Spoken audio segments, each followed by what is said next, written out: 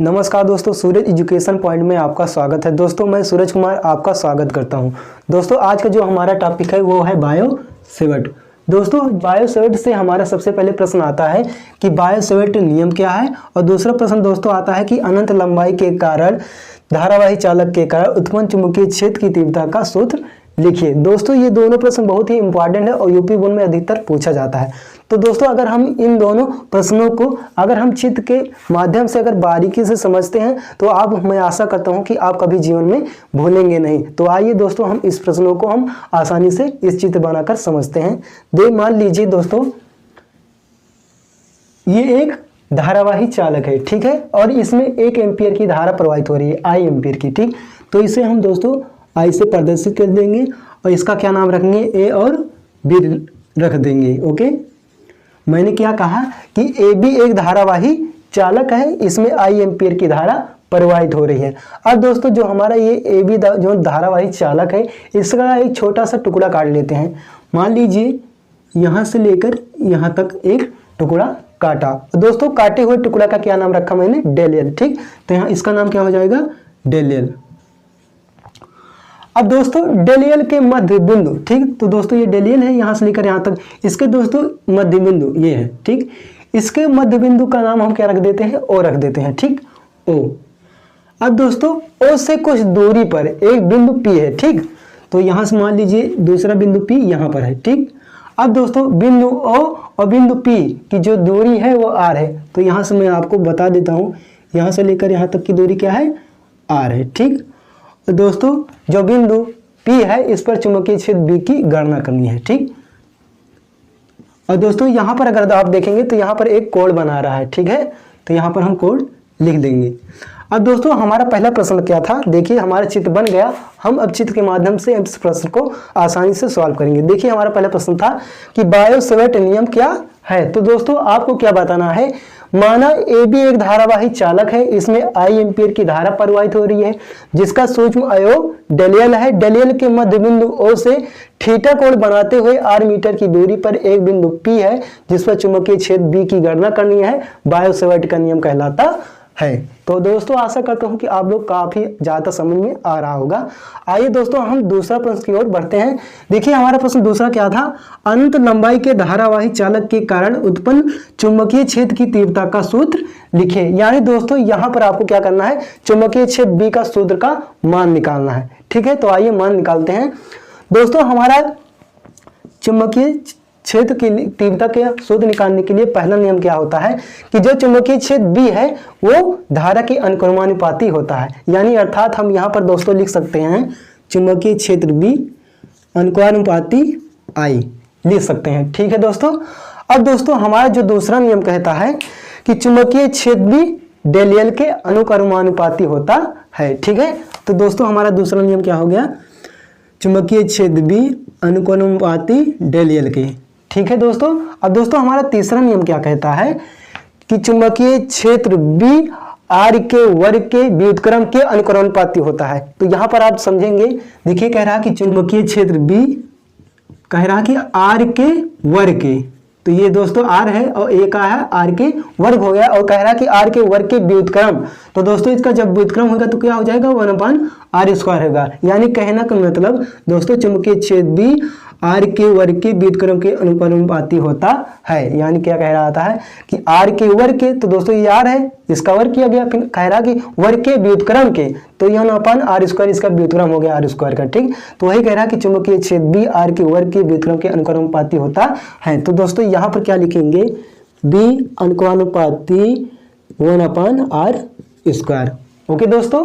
अब दोस्तों तीसरा नियम हमारा हो गया। अब दोस्तों चौथा नियम हमारा क्या कहता है कि चुंबकीय क्षेत्र B थीटा के अनुक्रमानुपाती होता है, यानी साइन थीटा के अनुक्रमानुपाती होता है। अब दोस्तों भैया आप ये कहोगे कि भैया यहाँ पर साइन थीटा क्यों लिखा, क्योंकि भैया ये जो हमारा धारावाही चालक है यहाँ पर जो कोण बना रहा है वो साइन थीटा कोण बनेगा, क्योंकि जो चालक है वो क्या है, लंबवत है। अगर दोस्तों ये जो चालक है अगर क्षैतिज में होता, इस साइड में होता, तो वहां पर क्या यूज करते हैं, हम कॉस यूज करते हैं, ठीक। तो ये आप लोग ध्यान रखिएगा। तो दोस्तों क्या होता है, चौथा नियम क्या होता है कि चुंबकीय क्षेत्र B साइन थीटा के अनुक्रमानुपाती होता है। ओके दोस्तों, बिल्कुल आसान, इतना आप समझ गए ना। अब देखिए यहाँ पर आपको क्या करना है, ये हमारा समीकरण फर्स्ट बन गया, ये समीकरण 2, ये समीकरण 3, ये समीकरण 4 बन गया। अब यहाँ पर आपको लिखना होगा चारों समीकरणों को एक साथ लिखने पर। ओके दोस्तों, लिखने पर। अब देखिए चारों समीकरणों को मुझे क्या करना है, एक साथ लिखना है। अब देखिए B क्या है, चुंबकीय छेद B है, B क्या है, सम में है ना, तो एक चुंबकीय छेद B लिख देते हैं। अब देखिए अनुक्रमानुपाती क्या है, सम में है, तो एक अनुक्रमानुपाती लिख देते हैं। अब देखिए दोस्तों ये एक समान नहीं है, इसको हम गुणा करके लिखेंगे, ठीक। तो यहाँ पर I है तो यहाँ पर हम I लिख देंगे, ठीक। डेलियल है तो यहाँ पर हम गुणा डेलियल लिख देंगे, फिर गुणा लगाएंगे, फिर यहाँ पर 1/r² है तो यहाँ पर हम 1/r² लिख देंगे, फिर गुणा लगाएंगे, यहाँ पर साइन थीटा है तो यहाँ पर हम साइन थीटा लिख देंगे। ओके दोस्तों, अब देखिए दोस्तों जो B है यहाँ पर हम बता देता हूँ, अनुक्रमानुपाती लगा है, B अनुक्रमानुपाती यहाँ पर मैंने लिख दिया। अब दोस्तों I डेल यल 1 और साइन थीटा को जब गुणा करा जाएगा तो क्या आ जाएगा, I del L sine theta आ जाएगा। ओके दोस्तों, तो यहाँ पर हो जाएगा I del L sine theta. Okay दोस्तों, अब देखिए दोस्तों यहाँ पर क्या लगा है, बटा लगा है, ठीक। तो यहाँ पर हम पूरा क्या बटा लगा लेते हैं। अब नीचे दोस्तों क्या है, r², तो यहाँ पर हम r² लिख देंगे। ओके दोस्तों, कोई दिक्कत नहीं है यहाँ पर। ओके सॉरी दोस्तों, यहाँ पर ये हो जाएगा, पूरा का बटा नहीं लेगा, I del L sine theta upon square होगा, ठीक है।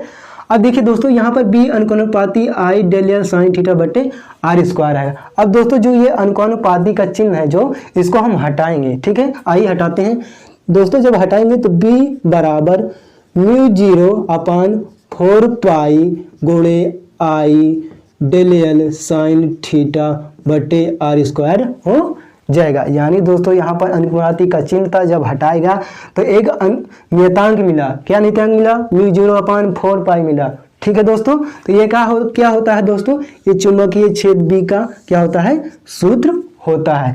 यानी अनंत लंबाई के धारावाही चालक के कारण उत्पन्न चुंबकीय छेद की तीव्रता का सूत्र ये होता है, ठीक है। तो इसको आप लोग आसानी से याद कर सकते हैं। अब दोस्तों यहाँ पर आपको लिखना होगा आगे कि जहां μ0 एक नियतांक है। ओके दोस्तों, नियतांक है,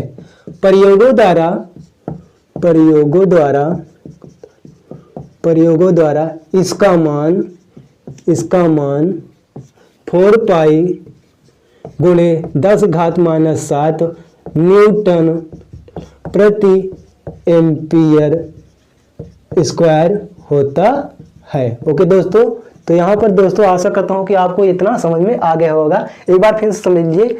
देखिए दोस्तों मैंने क्या बताया था कि बायो-सवर्ट का नियम क्या है, पहला हमारा ये प्रश्न था। तो दोस्तों आपको क्या बताना है कि माना AB एक धारावाही चालक है, इसमें I एम्पीयर की धारा प्रवाहित हो रही है, इसका एक छोटा सा टुकड़ा डेलियल काट लेते हैं। डेलियल के मध्य बिंदु O से थीटा कोण बनाते हुए r मीटर की दूरी पर एक बिंदु P है जिस पर चुंबकीय छेद B की गणना करनी है। अब दोस्तों हमारा दूसरा क्या था कि चुंबकीय छेद की तीव्रता का सूत्र लिखना था। तो दोस्तों हमारा नियम होता है पहला कि चुंबकीय छेद B I के अनुक्रमानुपाती, चुंबकीय छेद B डेलियल के अनुक्रमानुपाती, चुंबकीय छेद B r की वर्ग के व्युत्क्रम के अनुक्रमानुपाती और चुंबकीय छेद B साइन थीटा के अनुक्रमानुपाती। तो ये दोस्तों ये 4 समीकरण यहाँ पर बन गया। अब दोस्तों यहाँ से क्या करेंगे, यहाँ दोस्तों अनुक्रमानुपाती का चिन्ह है, तो दोस्तों जब अनुक्रमानुपाती का चिन्ह हटाएंगे तो एक नियतांक मिलेगा μ0/4 पाई, जो कि दोस्तों प्रयोगों द्वारा इसका मान 4 पाई गुणे 10⁻⁷ न्यूटन प्रति एम्पीयर स्क्वायर होता है। तो दोस्तों आशा करता हूँ कि आप लोगों को यह क्वेश्चन आसानी से याद हो गया। तो दोस्तों फिर मिलते हैं किसी नेक्स्ट वीडियो में, तब तक के लिए वंदे मातरम, जय हिंद।